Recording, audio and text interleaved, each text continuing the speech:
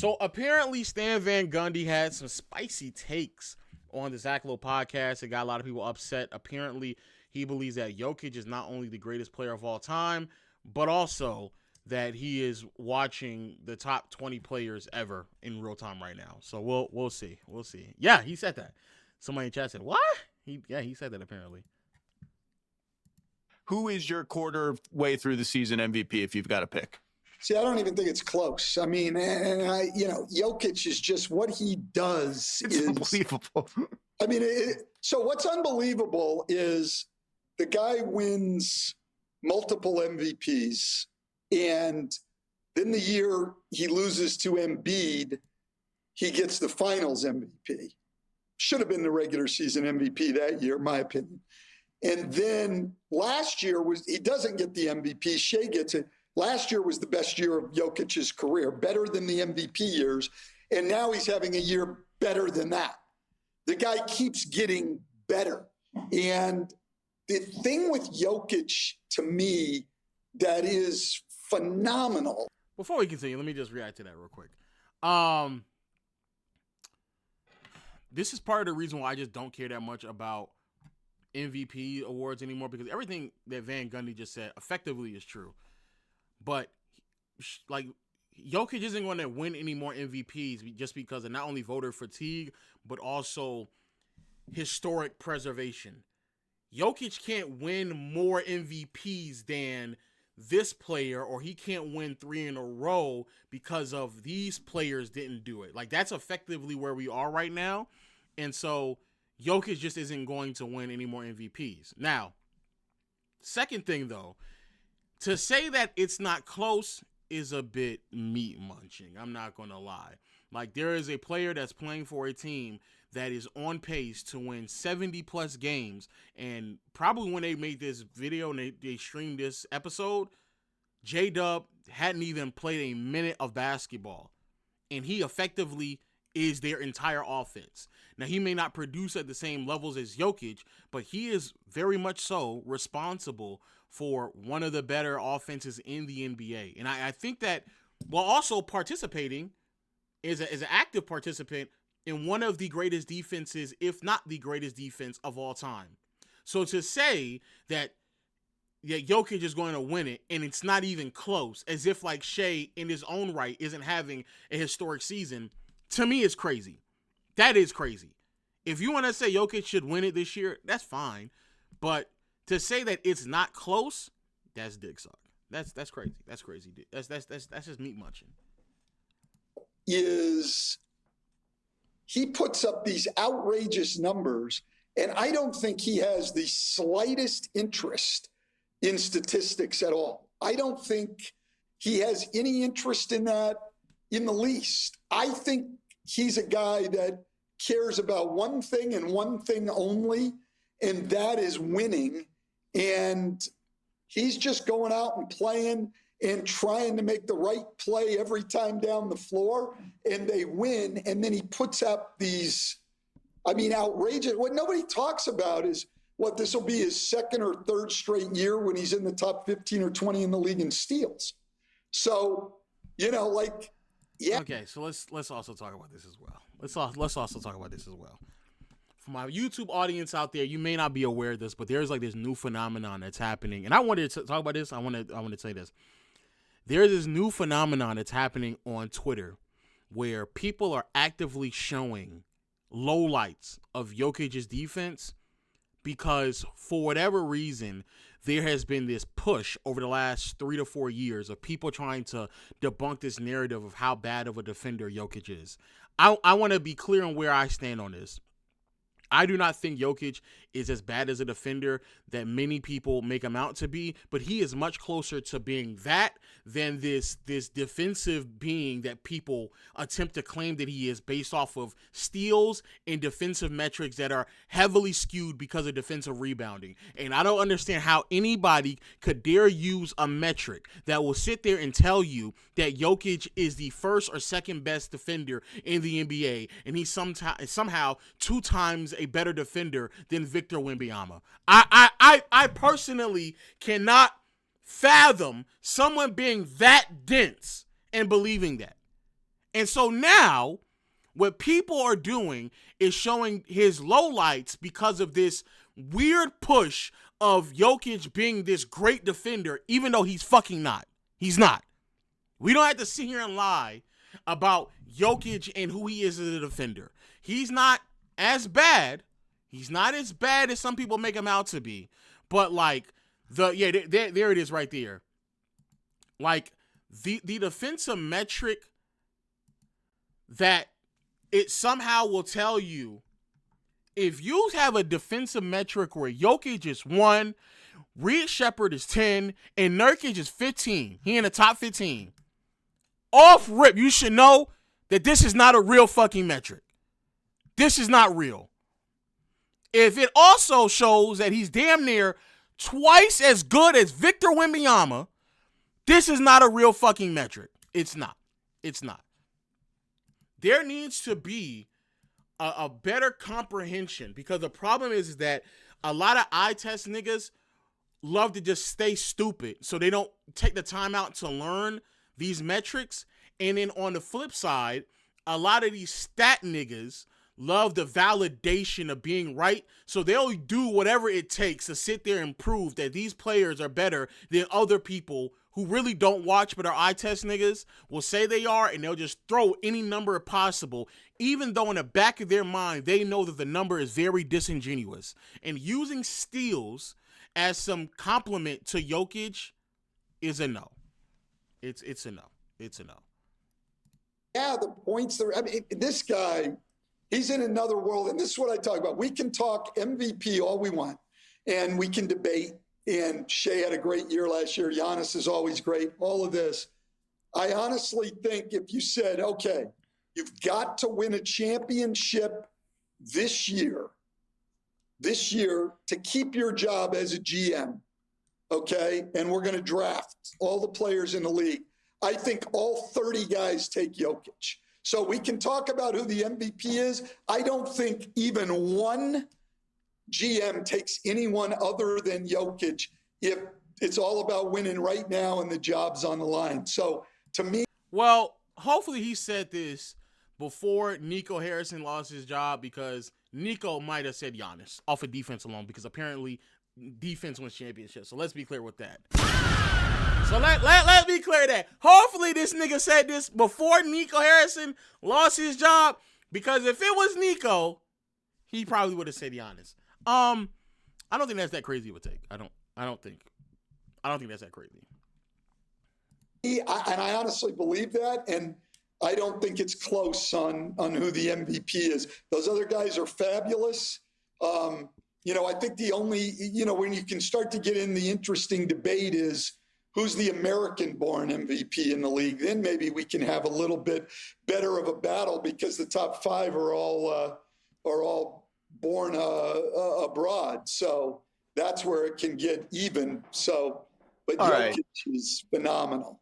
It's Jokic having 30, 13, and 11 and just shooting. It feels like 100%. It feels like he hasn't missed the entire season from anywhere. When you see him, tell me you're not surprised every time he misses a shot. Well, and particularly from like the 14 to 8 foot range, which is supposed to be tricky, every shot, if it hits the rim, it goes in. It doesn't matter. And that's why I was surprised earlier when you said Luka is the best offensive player you've ever seen.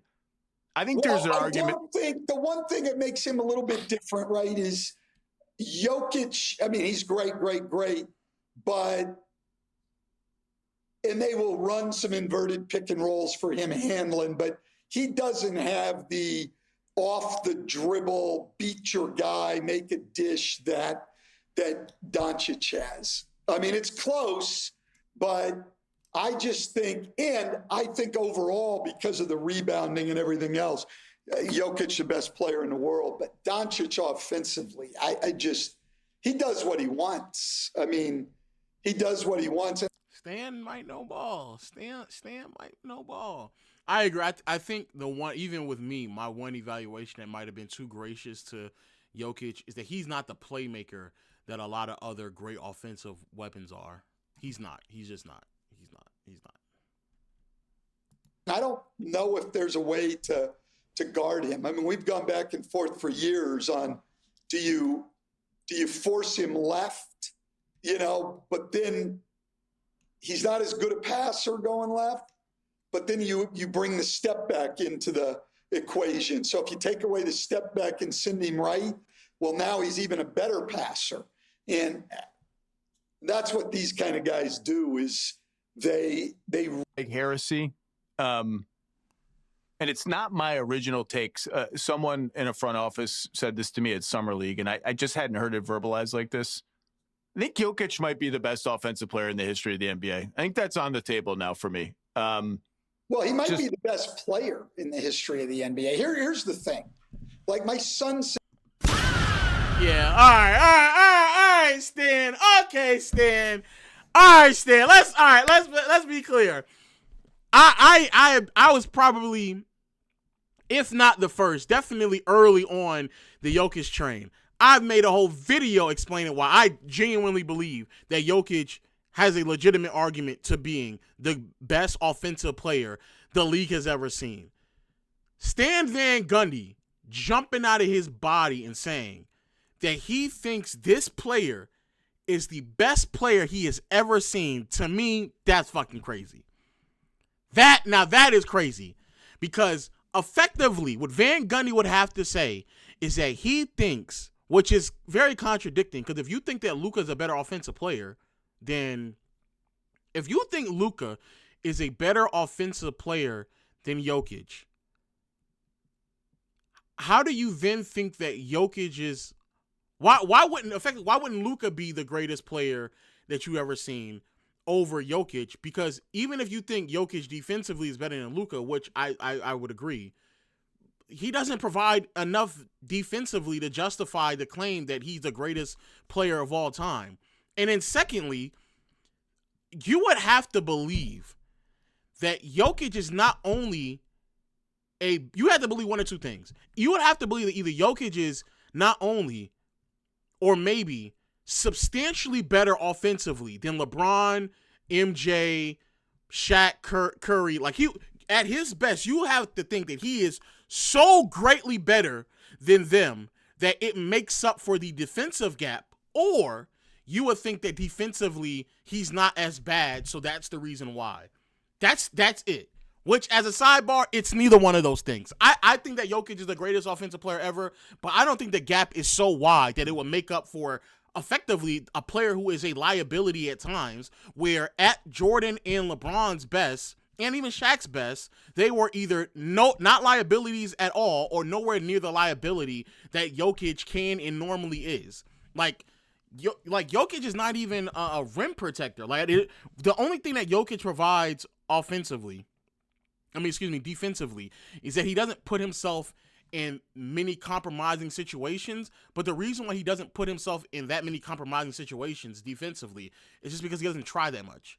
But if you were saying players like LeBron and Jordan, who at their best are not just very clear positive defenders, but arguably LeBron being the best defender in the NBA and Jordan at worst being a top 5 defender in the NBA, while also being extremely high value offensive players, you have to say, you would have to be saying that Jokic is just so far ahead of them offensively that it doesn't make any sense.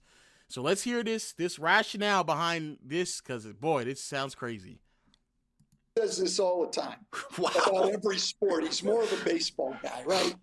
He said, look, he goes, I understand the thought that you compare players to how well they did in the era they played in.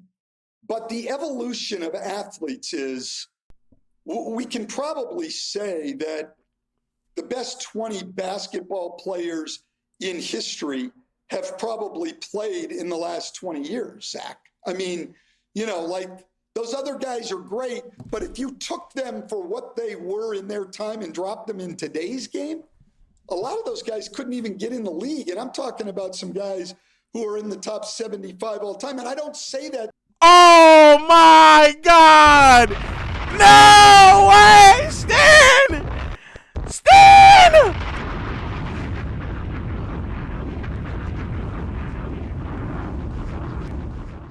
I'm actually surprised that he had the balls to say this.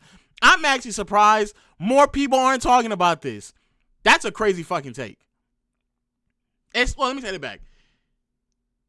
Oh man, that's a lot to unpack. Okay, yeah, we gotta go back. Let me hear what these niggas say. Let me hear what he said. You know, like those other guys who played in the last basketball. We can probably say that the best 20 basketball players in history have probably played in the last 20 years, Zach. I mean, you know, like those other guys are great, but if you took them for what they were in their time and dropped them in today's game, a lot of those guys couldn't even get in the league. And I'm talking about some guys who are in the top 75 all time. And I don't say that to disparage people.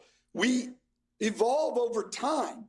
Athletes are getting better. How can you look at a sport like track and field or swimming and see that the times keep improving and think in our sport players don't continue to get better and better? I mean,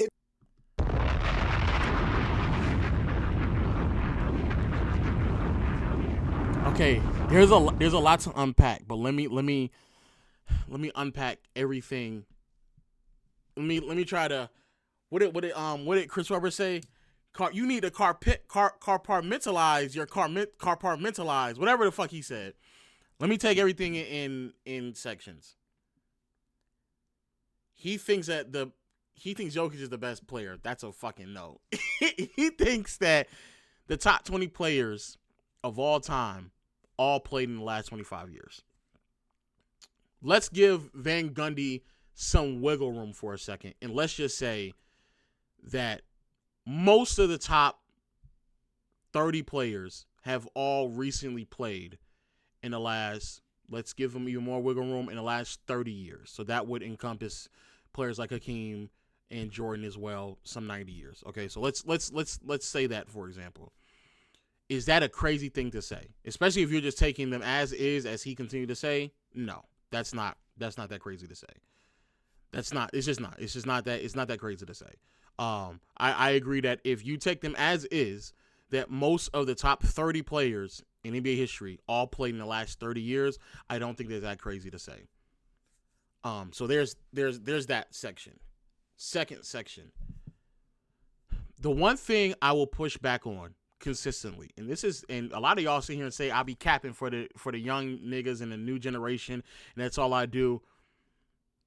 The one thing I will say about a lot of things that happen in today's league is that it's all skills, though. And skills are obtainable. Some skills are obtainable in the middle of a season. Some skills are obtainable throughout the course of a career. Some skills are obtainable throughout an offseason.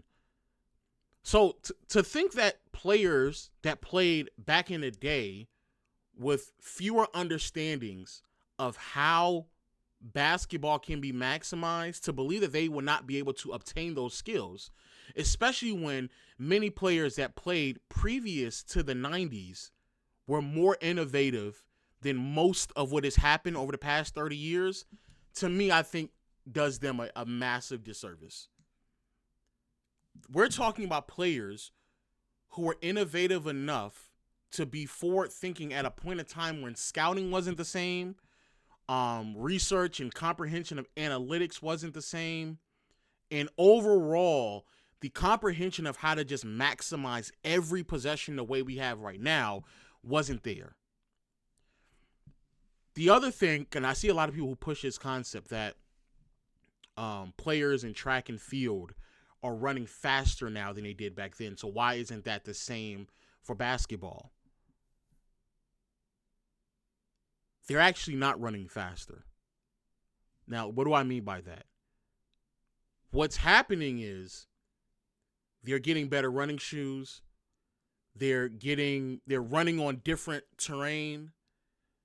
They're actually not getting faster.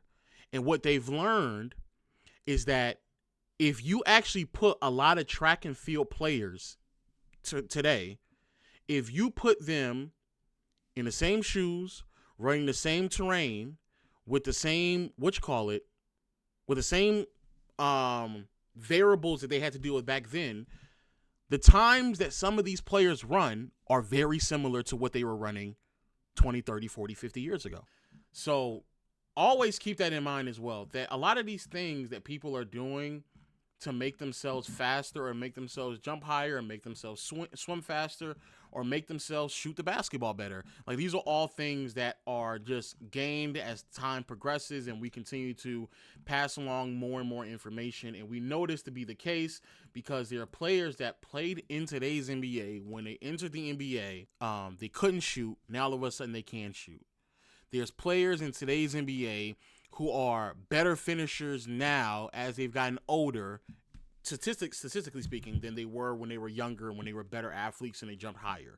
There are certain things that we do now that help us maximize the way that in which we just play basketball, such as dribbling concepts. Like, for a long time, people believe that, like, they allow them to carry in today's game.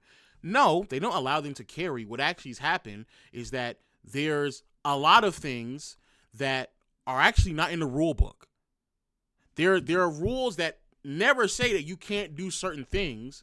It was just either the referee's interpretation of what a carry was or was not, or it was coaching that eventually allowed certain ball handlers to just push the waters and test out what they can or cannot do, which then has evolved over time to where we are today. But if you actually go back in the rule book, there actually is there's a lot of rules about quote unquote carrying. They don't exist in the rule books. It's just that we didn't have coaches that were willing to allow players, point guards and other ball handlers, to really flex what they can or cannot do. And it's the same thing with like post players as well. But as time continues to progress, the evolution of a D-cell going downhill has changed over the last like 2 to 3 years.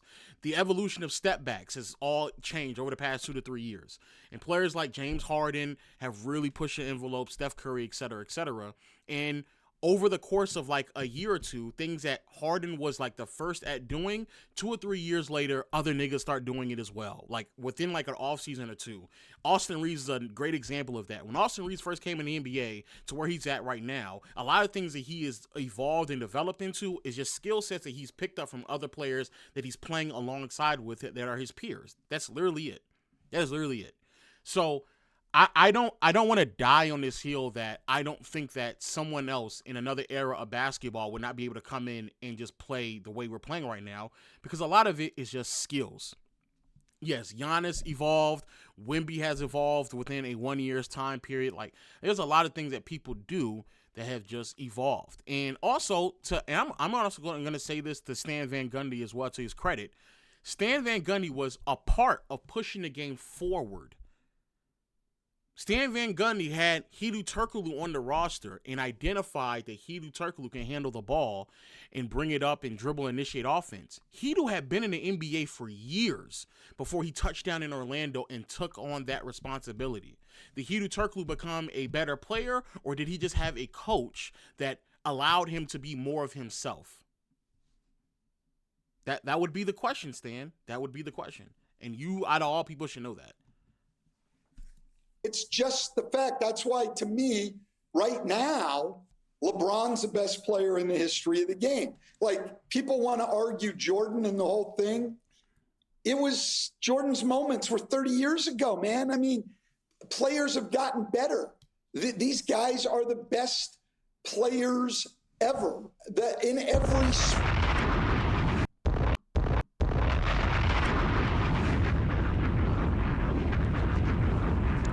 Wow. I didn't know what this is. I had no idea what this is going to turn into. Wow. Wowzers. Wow. Or it's not trying to demean anybody.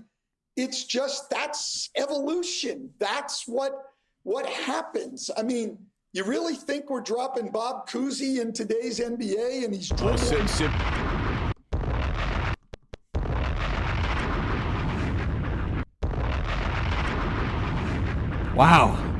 Wow, we're getting Bob Cousy references. Wow.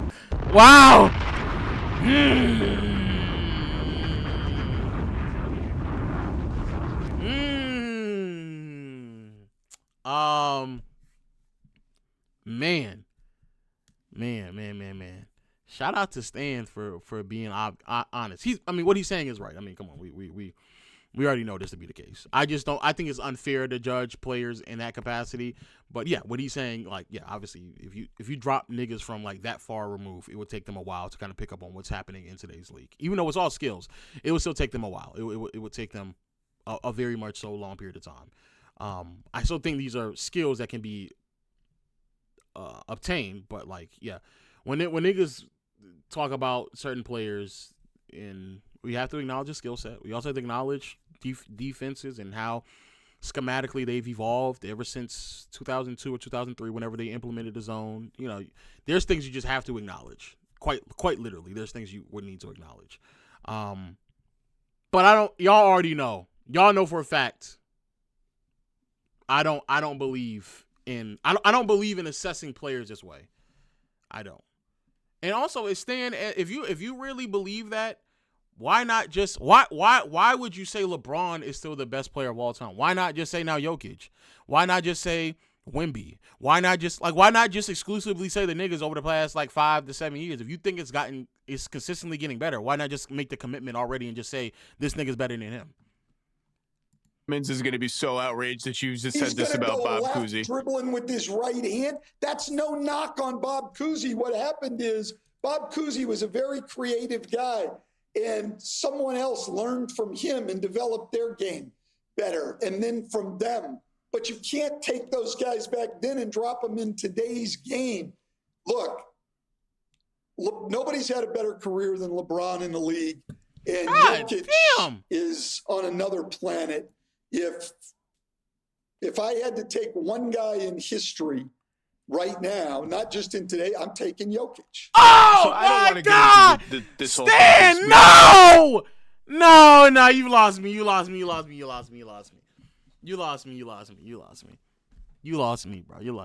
And what's crazy is that you lost me. Then again, why not just say that Jokic? Why are you still saying LeBron is just say Jokic is, but you lost me. You've lost me, man.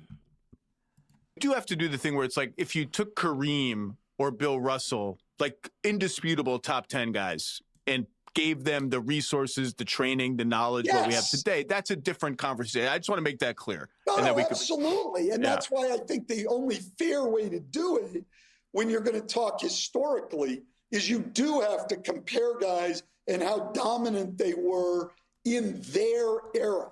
The game was played differently. The game was called differently. All the training methods were different.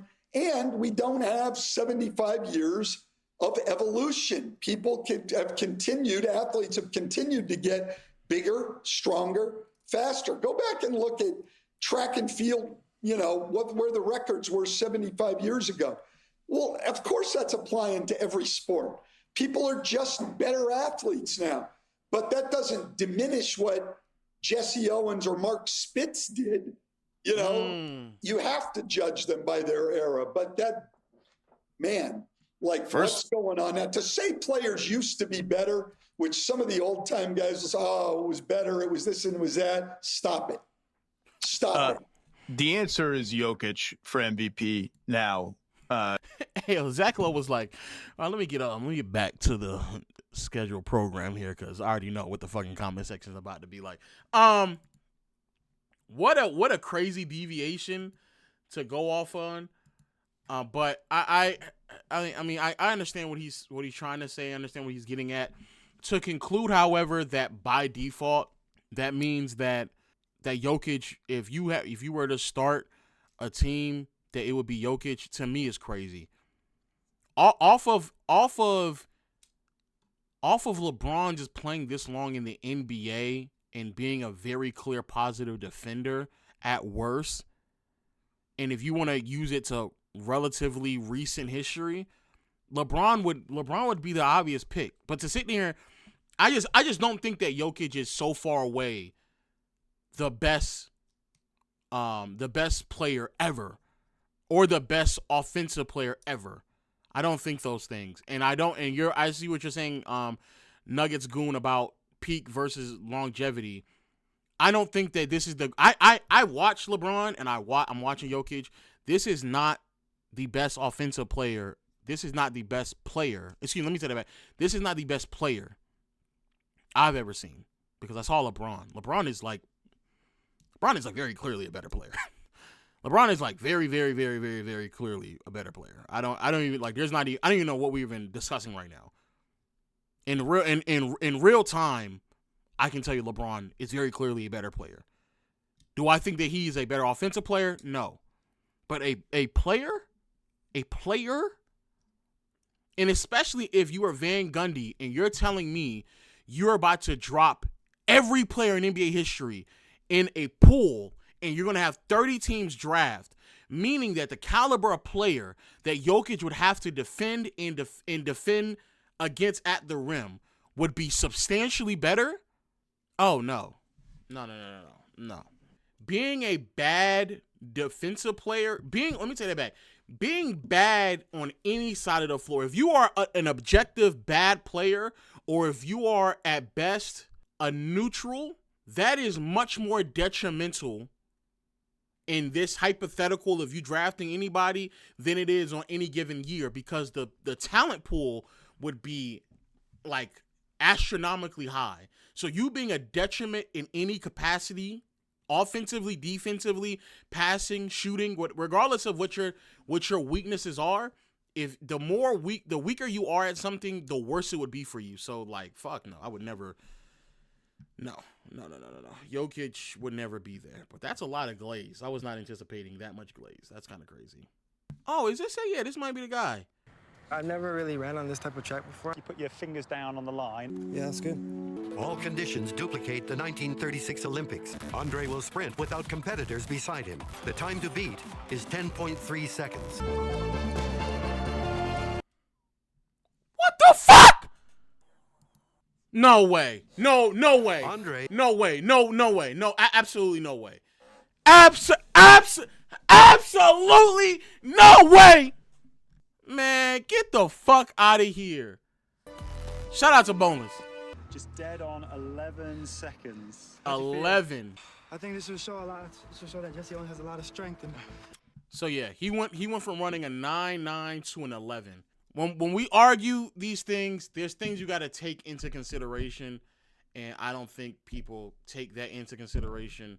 And so it is what it is, and people should do so before they jump out the building and just start saying some nut shit about certain players and just taking them as is. And I personally do not believe that things have changed so much so that it makes up for where we are. I don't think basketball is as much as a difference as you all think that it is. If you change their shoes, if you change their shooting form, if you adjust the way they are able to dribble the basketball, I think a lot of players would be fine.